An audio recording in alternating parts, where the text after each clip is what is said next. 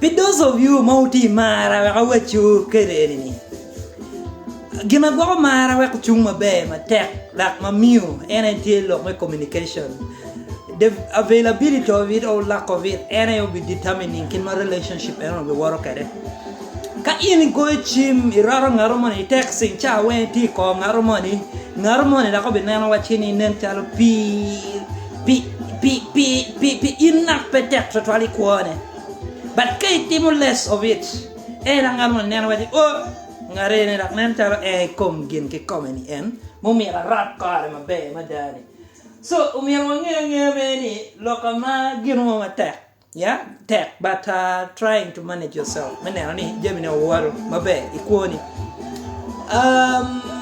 No mier ke rad dano, mier ke gochi mi dano, mier ke texting dano. Gine ni belelea dano re weng timo. Yeah, kanga naman nyuri ni ti busy to twal mapegi no chawa. Pi in. I mean, shut the fuck up. Shut the fuck up. Yeah. Tim gino mo Ramadan in. Nen gino mo Ramadan in. Forget about Dano and just forget about it. Forget about it. Tim gino mo mayroon tim mo bilako kuoni. Don't love yourself. Loving yourself. Do what you love to do. Penyut dak Dano dak ni pigi tek totally kuoni. Yeah? Just don't do that. Because some of them they will take advantage of you.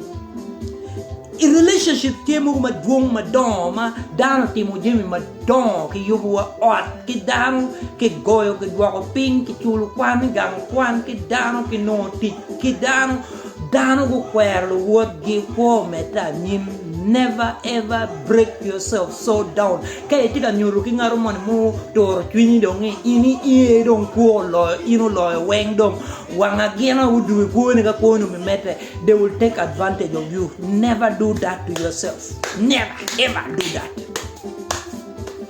Piwun ki wan mo kene me nyuru to twal ni dong mara mi redoni ye ki chwini ka dunu ni wi ki tieni ko ki wakang ngechi weng ini ni weng ki bitiu kumi maraj madong konye peke dong ene madong kino wachini attachment mo ni e ma daki titi mne to twale beri chalo dong pinyo lo pe romo dong chona mo ma da kamo and they forget me. You just love them the way they are. You have dedicated yourself, you have put all of your life into them and you have invested your time into them. They forget that you are doing the best you can to make sure that they are happy.